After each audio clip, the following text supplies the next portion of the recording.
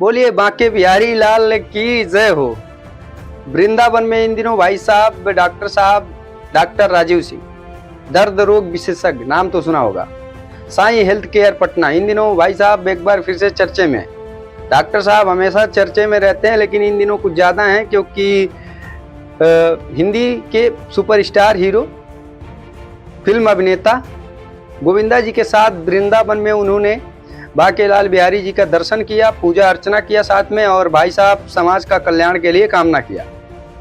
इसलिए डॉक्टर साहब चर्चे में। वैसे भी डॉक्टर साहब को अगर आप देखेंगे तो सेलिब्रिटियों के साथ में अक्सर नजर आते हैं, कभी क्रिकेटर तो कभी हीरो, कभी भोजपुरी वालों के साथ में।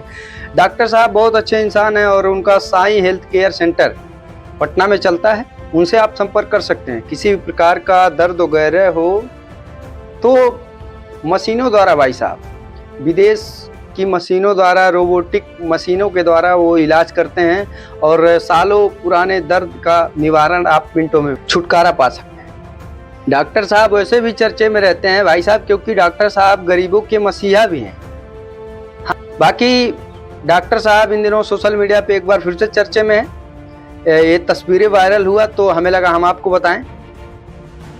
बाकी आप लोग की क्या राय है कमेंट सेक्शन में कमेंट करके जरूर बताइए।